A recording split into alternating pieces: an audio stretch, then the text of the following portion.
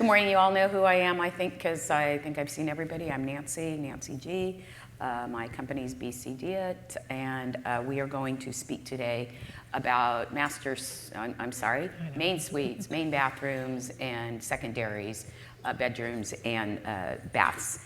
And so just real quick, Maryanne, who was with us yesterday, flew home this morning, not well. So she left. So we are going to wing that part of it, okay? So as you guys see, I could do that, and that's what we're going to do. So we're going to start, and we're going to start here. And Brenda, introduce yourself to anybody, if anybody needs an introduction. I'm not sure at this point, but I'm Brenda Kountz. I am the design studio manager for McDade, which is based here in Scottsdale. And I have been in the building industry design center specific for 20 years. Hello, everyone. Good to see everyone again. My name is Richert. I represent Wayfair Professionals Enterprise team. I work with a lot of production builders specifically, but our team works across the board of custom, smaller one mom pop type builders, all the way through top 10 builders in the country. So we work on a lot of model homes, amenity spaces to help to furnish and decorate. And Nathan is here. All right, yeah. So thanks for everybody. Nathan Diehl from Deako, and I run the product team at Deako, but that also means kind of mastering a lot of the partnerships we have to make sure that the controls that we provide inside of our homes integrate well with other products out there. I'm excited to be able to actually make this session today. So thank you, Nathan. Yeah. Mm-hmm. We were winging it yesterday, so we did okay. So, so you guys, how many of you guys are from production and custom? You do both? Okay, great. So I wish I would have known that when we were putting slides together, but just raise your hand, ask questions. I have a background in both, running design centers and working with builders that do production as well as their custom home division. So if you guys want to interrupt and do all that, please do that. I am going to try to remember to lean towards that as well a little bit more, so it's not so much production. I also wanted to mention that the slides, we're going to do our slides again today, and then are chatting about all of them. But our slides, they're not all from the West Coast. So they're not, a lot of the slides come from model home designers, and our model home designers have been working across the United States.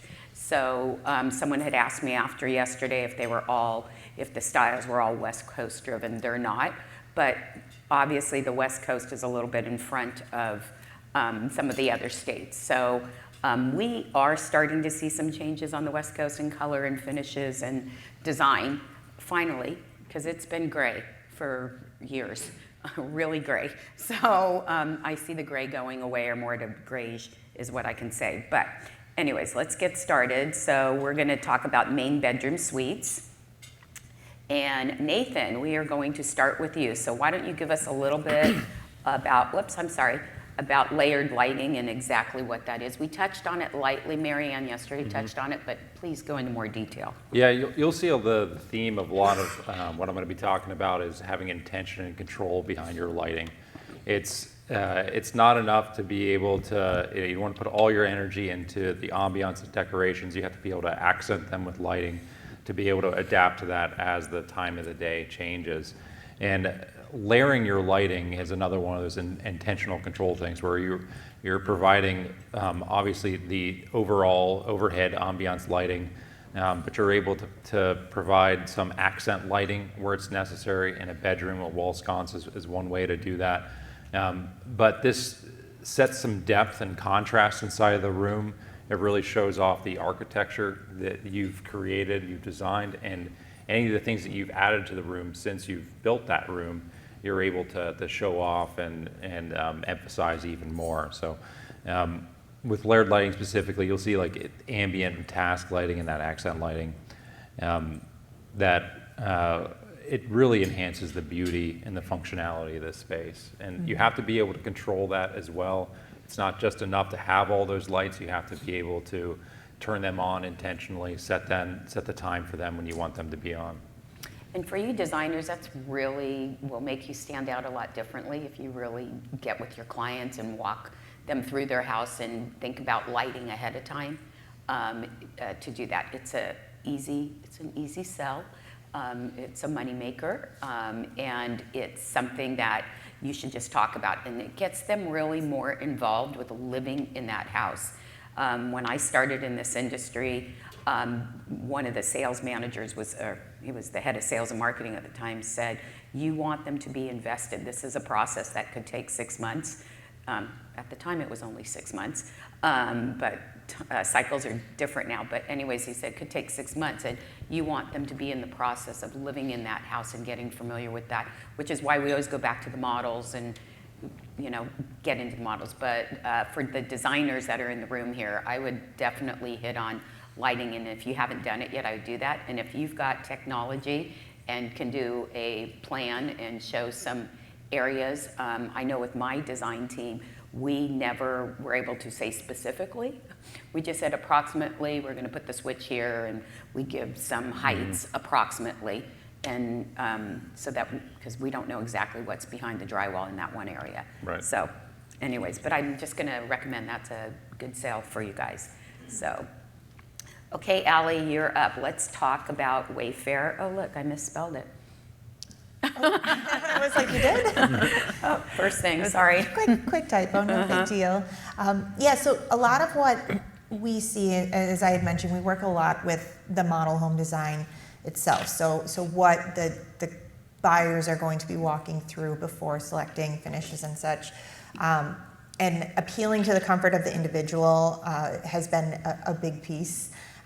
Having layers upon layers within the textiles, especially in the bedroom, having kind of creates a more comforting feel, really welcoming, and almost a little bit beyond what is typical in their home. So it's something that's a dream for them to have, but still attainable. It's not out of reach. Yeah, so the realistic elevated styles, designing to the demographics. So again, that's something our designers always try to focus on is where are you in the country? What is the demographic that you're trying to bring into these models, or into these homes? Who is it going to be? What are the price points that you want to focus on? Small spaces, we've seen a lot of this, and we'll get into this a little bit later with office spaces as well, having smaller spaces, but mirrors have really helped. That's been a huge, I think, one of the stats we had was it was like an over 200% increase in searches on mirrors within spaces over the last few months, and that kind of drives to what we've seen within the model homes, being able to create a bigger space and bigger vision for those walking through. And then style-wise, neutral, natural nature. So tones on tones and layerings. Our team just returned from the High Point Market, saw a lot of greens. They actually had said that they believe that the color of the year is like a lighter blue tone. So I went to the Sherwin-Williams, they announced their colors, and the first one was the green-blue, is what they called the first category. They had three. But it's like a very soft, comforting, but not gray. No. You know, you're adding some color in, which is really nice. So on furniture styles, we've seen a lot of different curves and rounded surfaces. I know we touched on that yesterday. Those are kind of some of the high points within the bedroom. Cool. Oh, great. I've got some of your work that you've done. So this done. is what some of our design proposals look like. But this one actually was trying to speak to smaller spaces. So we're seeing a lot of this, especially in this work from home world, of wanting to incorporate a desk working space, whether it be for a student or for a working professional, that isn't necessarily their full-time working space. So we've seen a lot, especially in the tech industries over the last 6-8 months, of returning to office in a hybrid setting. So you need a place that you can work 2 to 3 days a week, but you don't want to dedicate a whole space to your house. And so we're starting to see this in models as well as we're putting those together. I don't know what we were going for within this, why I had shared this one. This is just a particular model that we did. I do appreciate the different tones of the the headboard or the actual bed there as well. And again, another desk and working space within the room. This one's more of a student teenager And room. it looks that like we the were chair doing. has the curve in it that we've been speaking, that Yeah. we're seeing a lot in furniture now. Adding in the wood tones Uh-huh. as well with the Yeah. desks. So, Another example of the working space, this one again in a bedroom, but what we loved about this is the builder actually created a little bit of a nook on the side. So it's not an afterthought, it was a dedicated space for it.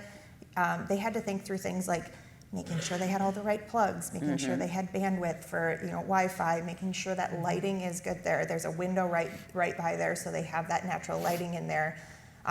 Assuming typically we would put some sort of task lighting as well on this desk. So I, not forgetting that piece of the multiple lighting sources that are needed for this, but also creating a little bit where it is. The Zoom background is not going to contain your bed, so you feel like you have like a more dedicated space.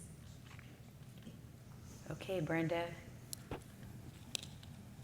Okay, so just design trends, and Nancy mentioned just sourcing of the images, and my perspective is more of an Arizona perspective, obviously, of what I'm seeing as our home buyers come in regards to flooring, and a lot of the designers that I follow and source images from as well are Arizona or California based, so just a little bit of a disclaimer there. Right, thank you.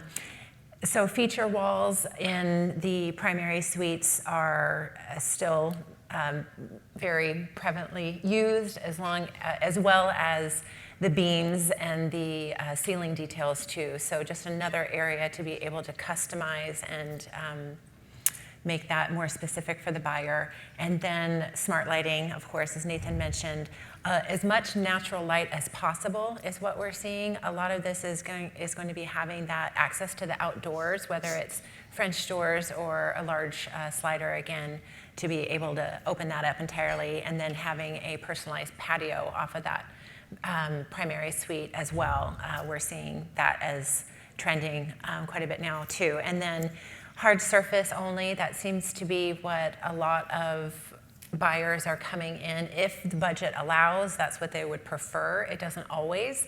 And then they're transitioning to carpet if they have to, but if they can afford to put in a warmer wood floor or LVP or laminate, that's wood look tile even, that's what they're doing. Okay, so here's some bedrooms that you sent over, really pretty. And the feature walls that you're talking about, the ceiling details, the fixtures too, on the ceilings. I know that's a big deal. Yeah. Okay, Maryanne's not here, so Brenda's gonna wing it for Maryanne. Yes. Okay, so let's see. So Maryanne also is noticing the sitting area and lounge space incorporated into the primary suite as well. She's seeing mismatched nightstands just as far as furniture trends, where it's not looking like you just walked into your furniture store and bought the whole suite, right? Are you seeing that, Allie? Are you guys seeing that as well? Yeah, definitely. Again, just making it more customized and unique. Wallpaper and darker walls, a lot of the over light and bright. Moodiness is something that is, I think we're all touching on right now, where it's going in that direction. Let's see. Oh, place for a coffee wine bar. Who doesn't want that in the primary suite? So that's a yes. Yeah, and these are some photos that she sent over for us as well.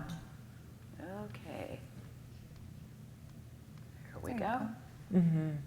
Beautiful. Yeah, I think when I was reading on all your guys' notes, we were talking about a lot of like feeling like a place to unwind, and that's the area for that main suite and main bathroom is going to be your spa.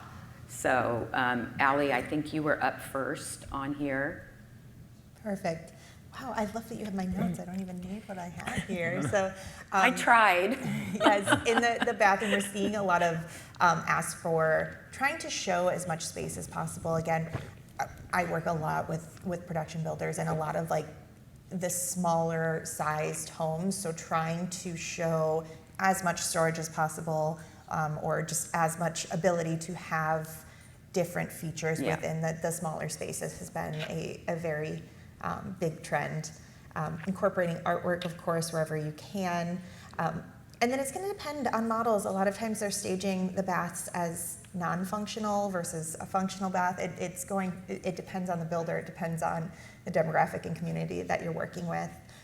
Staging of showers, we learned that the very small details within the models are incredibly important. So having laundry detergent, I think I might have some photos of even laundry rooms in here. Staging of showers, having candles or brushes or soaps, small plants within them. We even do things that you wouldn't typically do within a bathroom, but using like curtains instead of shower curtains to lengthen the shower, make it look a little bit longer, and have them set to the side so buyers are able to see all of the different features.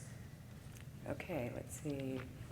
I just threw in some photos that you had sent These over. are just, so as we put together the design, sorry, I don't have a lot of finished product photos, more just of our design proposals that are put together, but just different vignettes of what we've put together for the spaces.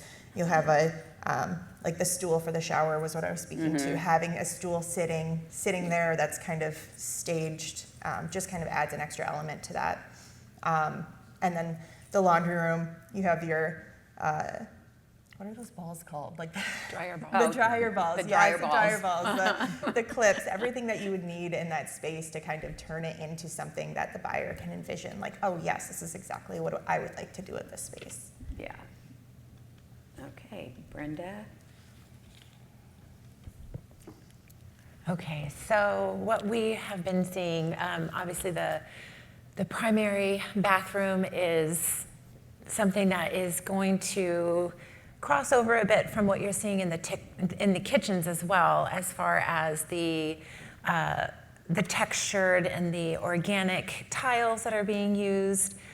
Super showers are obviously something that buyers are still asking for quite a bit, as opposed to a tub and a shower combo. I think a lot of builders are offering both at this time.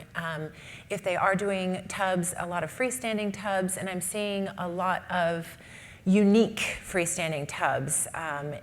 We'll probably have some images of that in a bit, where they're almost like the showcase in the room, whether it's made out of stone, an amazing, beautiful piece, or whether it has that rib detail that we're seeing on furniture and cabinets and everywhere else. So that's becoming, even if you're not a tub user, it's almost like lighting, where it's that jewelry in the bathroom. So that's gorgeous. Natural lighting, again, mimicking the primary suite. So as many windows as possible, large, multi-use with the task lighting in the bathrooms as well. And then, ribbed everything.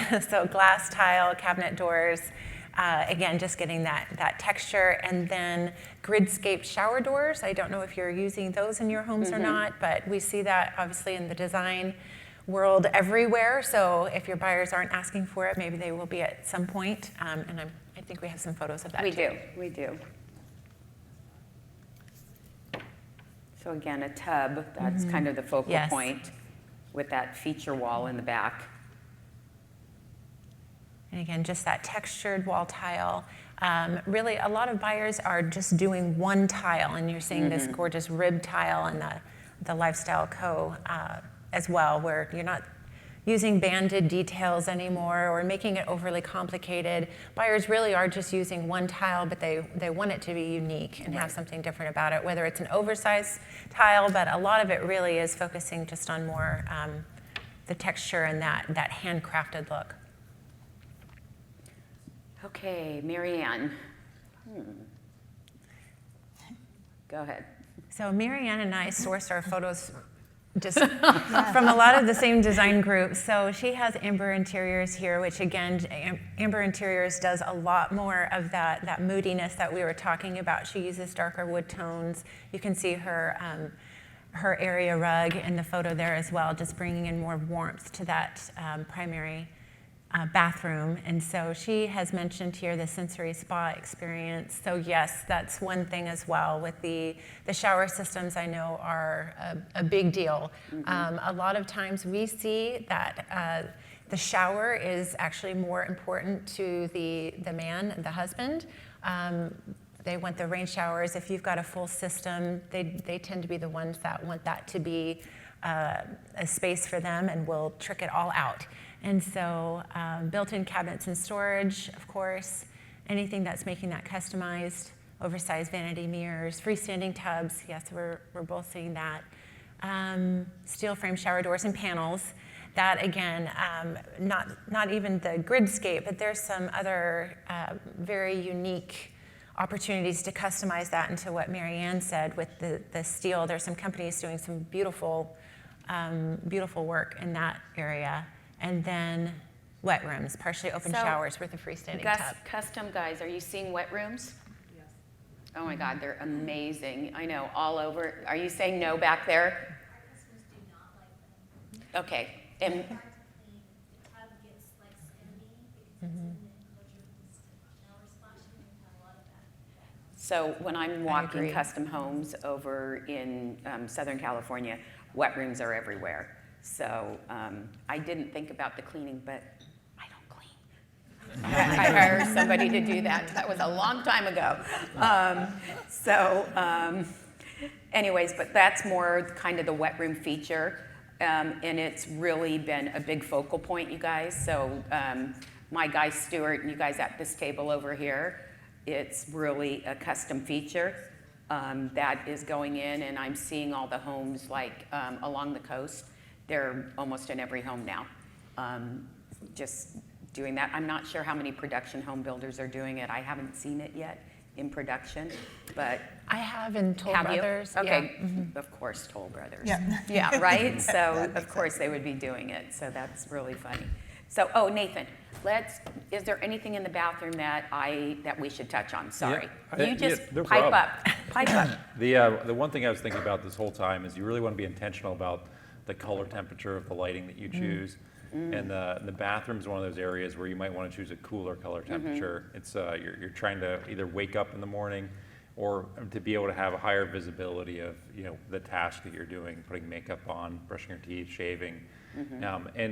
As a comparison to the bedroom is something where you might want to take a little bit of a warmer tone to it to set that mood. So you might have the same fixtures overhead in one room as you have in the other, but you want to choose a 3000 K color temperature or a little bit higher in the bathroom and maybe a little bit warmer in some of those other rooms. Cool. Okay, secondaries, guys. Okay, Nathan, I threw some stuff in there for you, okay? Perfect. So it's not just about adding the electrical lighting to it. You want to be emphasizing that natural lighting, being very aware of how the light is going to come in, seeing if you can control that with your shades or any of your other light filtering that you can do to kind of create a little bit of contrast with that. Being aware of what is happening at different times of the day at that architectural point, that which way that room is facing, so that you can you pick such a great image here because it just emphasizes that. Thank you. Yeah, well, you the right time of the day, you want to be in that room and you want to be able to set it up to have that effect that you're looking for.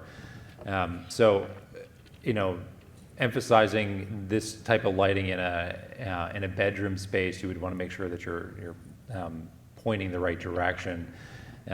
So it's not just about the light fixtures that you're going to add for ambient lighting throughout the day. You want to be able to emphasize this natural lighting too. Like the lighting in the whole house, right? The natural lighting compared to the rest of the ambiance lighting that you would want. Yeah. Okay. We kind of hit on both of those. Okay, Allie. All right. So a lot of, again, we're trying to make home ownership attainable, and so a lot of the production builders are building those smaller homes, but want to still show the capabilities of some of the secondary bedrooms. So we're seeing a lot of double twin beds. We're seeing a lot of trying to show queen beds if possible in the space, even if it potentially means not having a dresser in the room. And I think I have an example of doing this later. See, we never know what's going to come. I know. It's a fun surprise. So yeah, double twin beds, bunk beds, just showing the maximization of the space. Office spaces, again, students are typically wanting a desk, or a guest bedroom with like a desk as like a side piece. So we're using a lot of desks as nightstands within a lot of our homes right now. And then the bookshelves, I think we're putting Yes, bookshelves. the mounted wall bookshelves as a way to show storage versus having, you know, a large chest within a room. Yes. This one, this photo too, I also really love.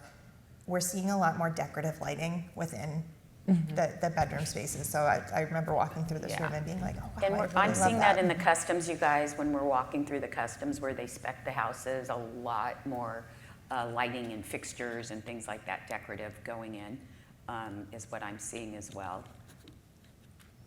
So now, so here is look at what we did, Allie. Perfect, just side by side, so you can see our design and then our design coming to life. So this was a space where we wanted to show, one of the things we've pulled back on a little bit is nurseries within the secondary bedrooms, because everyone knows you can fit a crib in any room.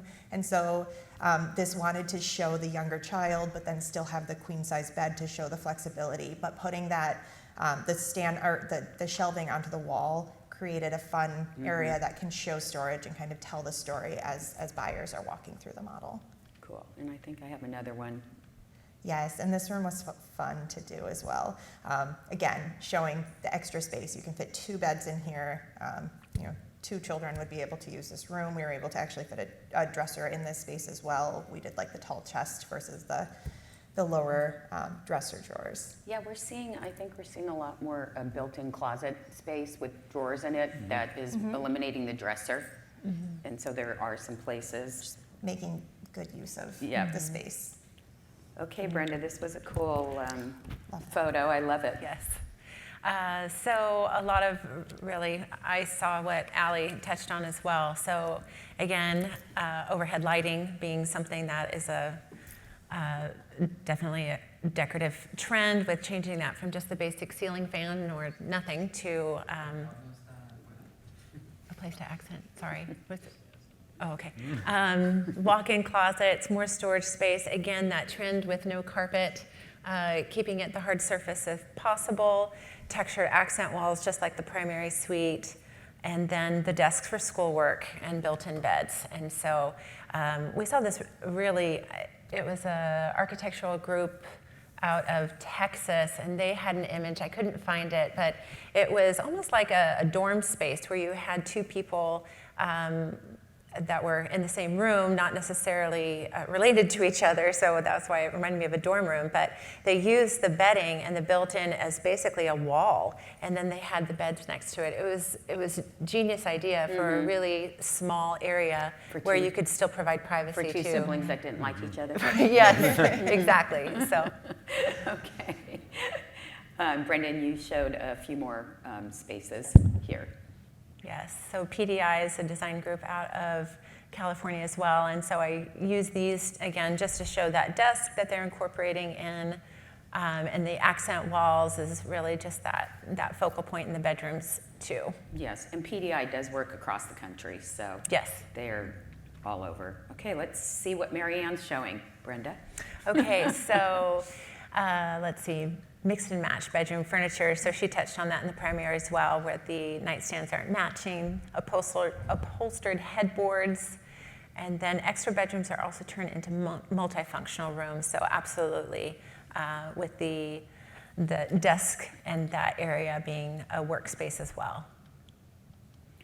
Okay, the secondary bathrooms. Okay, Allie, I've got you. Go ahead. Perfect. Well, that actually aligns with the design proposal we saw earlier, so you can see the whole, you saw from I design knew that on through- Sunday night that I was going to do that. through the install. So again, going away, I think this is probably the biggest trend we're going to take out of here, going away from the grays and neutrals and seeing a lot of forest greens, olives, mocha woods, which is not shown in this particular image, but we are seeing a lot of appetite for those darker, more comfortable, warm tones. Yep. Bringing in a lot of mixed materials, so cast glass and iron, rust colors, leaning more in the warm browns and saturated less. There are still a lot of neutrals. It's not completely going away. I think a lot of the photos that you've shown have shown a really great, like, the neutrals are still there, but we're bringing in some pops of warmth. So we'll see that quite a bit. And then the fixtures that we're seeing, a lot of black and brass still, very design forward and on trend. But the classic polished nickels are still going to be traditionally there. Are you guys seeing the mixed fixtures, like the mixed tones of the metals? Look, I look back at the design table back there. Okay, let's go in, Brenda. This was a cool, some cool spaces. Okay, so for the secondary bathrooms, shower tile to the ceilings instead of just stopping normally at the traditional height, and then furniture style vanity cabs.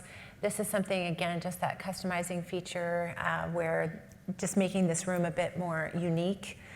Decorative floor tile, our buyers have been more open to just having fun in these areas, like the laundry room as well, where we can just do something different than the rest of the home and make it a unique space. And then, of course, in the lighting arena, a lot of sconce decorative lighting. Gone are the light bars of the past, and people want to be seeing, again, just more options with their lighting, but sconces and just smaller scale mirrors as opposed to just a full wall mirror as well, just to... So more of a freestanding or custom style. Exactly. And on the lights, so are you seeing those sconces as the standard still, the light bars going across those ugly bars? Yeah, not as much at all.